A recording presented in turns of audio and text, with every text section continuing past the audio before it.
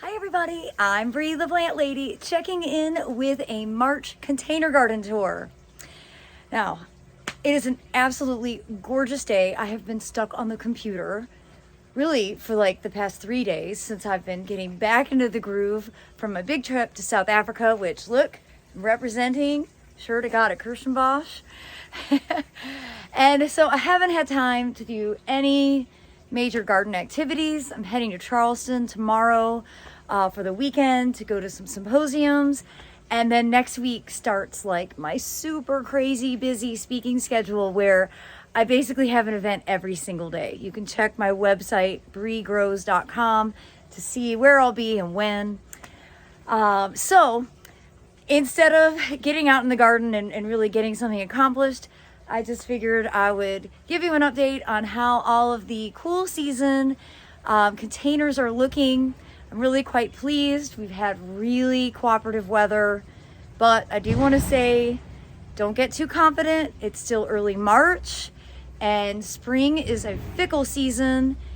It is very possible that we will have more frost in the forecast, so don't go to the garden center and lose your mind and start buying tomato plants. It's not that season yet. It's much too early.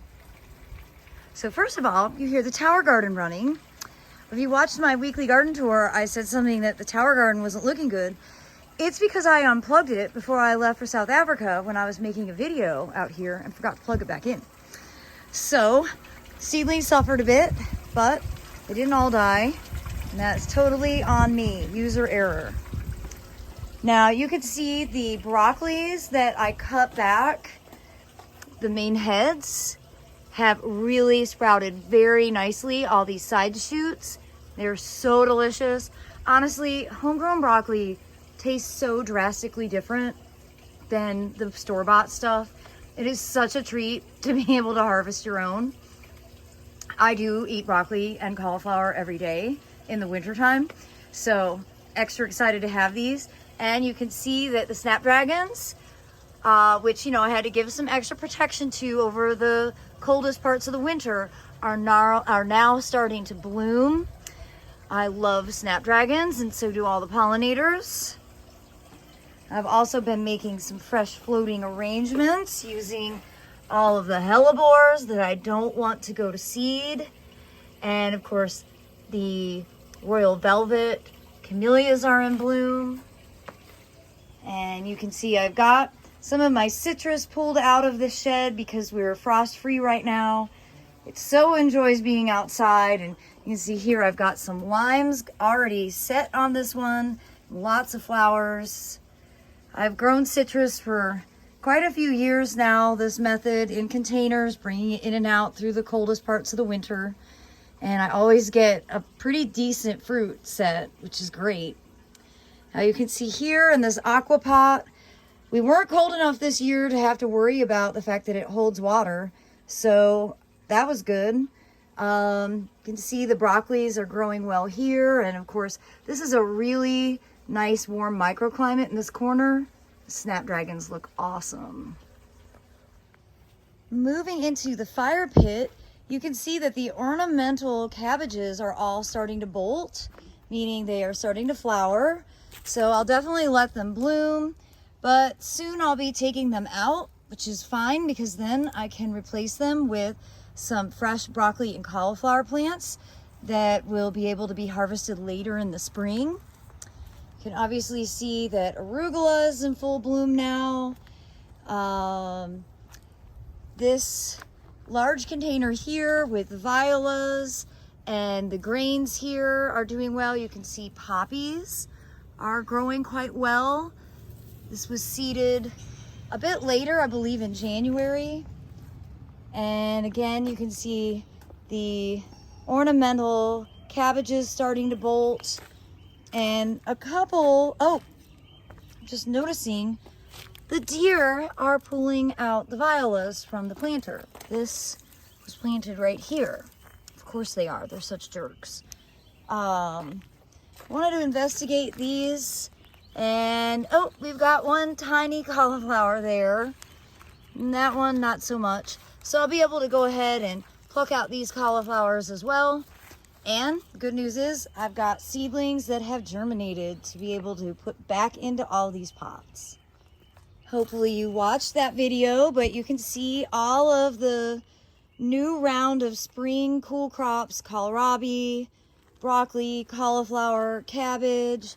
Everything is germinated. I'm gonna go ahead and give all these a bit of fertilizer, and probably by the end of next week, I'll go ahead and start transplanting them out.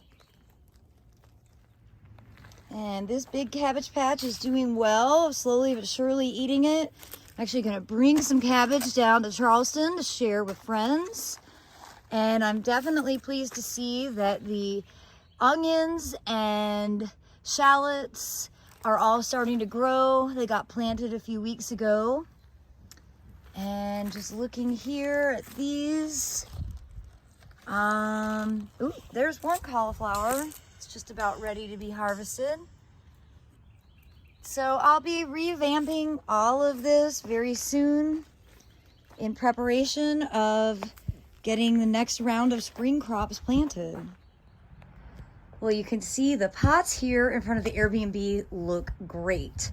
And of course, this one mustard has really bolted. It's really tall. I like the combination with the black and white house, with that dark purple mustard, and then the soft yellow snapdragons, the blue and yellow violas. I went ahead and harvested all the cauliflower out of these, and you can't even tell that there were cauliflowers planted. And that's the benefit of having densely planted container combinations, particularly with growing food. You know that food is going to come out. And the goal is so that the other plants will just fill in the gaps, and it'll be totally seamless. And well, I think that that has been achieved here. And hopefully this weekend, the Airbnb guests will get to enjoy hanging out here on the patio. The pots here at Dennis's bench look good. Of course, the deer are eating these violas because they can reach them. The tomato cage doesn't quite cover it. But at least the grains are in good shape. They look good. And well, you can see the poppies have grown a lot in this one specific container. Remember, I don't thin. I let the plants figure it out for themselves, and just really do this as a demonstration to show all of you that if you don't have room in your garden, you can still grow poppies as a container plant. And here along the front porch at my house, again, you can see the ornamental cabbages are really stretching, starting to bolt. I'm really pleased to see the white snapdragons are getting ready to flower. Got more broccolis that are doing side shoots here. Cabbage that doesn't really appear to be heading. And in this pot, I had taken out most of the other stuff and seeded in lettuce. You can see that lettuce is germinating really nicely. And then here in the driveway bed, well, the tulips aren't doing exactly what I was planning them to do. You can see some are already blooming. They're really short, super awkward. Not what I had envisioned, but I'm not gonna deny. I just think any tulip is a pretty tulip. So there we have it. See the longleaf pines that are planted here are starting to put on new growth. And of course, you know, I trimmed all this broccoli and now it's starting to put out side shoots, much smaller. And you have to remember, I didn't fertilize this. So I'm going to make a video, probably tomorrow, about fertilizing my containers and fertilizing in the garden. I don't want to put anything with too much nitrogen because, again, I don't trust the weather. I know we will still have frost. We are not in the frost-free time. We have at least another 6 weeks. But I do want to go ahead and give the plants the food they need to be able to really thrive at this season. You can see in the pots below here, these blueberries from Bushel and Berry are in full bloom. We've got lots of bees out spreading the pollen, which is great news. You do need multiple cultivars for best fruit production. So you can see lots of flowers between these two pots. And again, the snapdragons are looking great. And of course, I've made more floating arrangements to prevent those hellebores from going to seed And you can actually see here, this is what they look like when the seeds are beginning to ripen. You can see those ovaries really swell. And well, I just don't want those seeds to get set in the garden, which is why I make these floating arrangements. These two terracotta pots are really looking great. Of course, remember there was cauliflower in these. I harvested that. I think they got frost damaged. But again, having all of these other plants in here just to sort of fill in the gaps, you don't even notice. But what you might be noticing is that those nasturtiums that I seeded a few weeks ago have germinated and are starting to grow. And these will be what really carries this container through into the spring and early summer. I'm thrilled to see that those nasturtiums are growing. You can see more in this container here. And nasturtiums don't really make it through the entire summer here in North Carolina. So getting them started early is really important so you can maximize the time that you get to enjoy them. Well, everybody, I hope this March container garden tour will serve as inspiration for you. If your containers are looking less than ideal, now is a great time to go ahead and get them replanted so that you can enjoy them for the entire spring season. And of course, I hope that you'll plan to go out to a garden center and invest in some delicious vegetables along with some beautiful flowers. Well, as always, thanks so much for watching and happy gardening, everybody.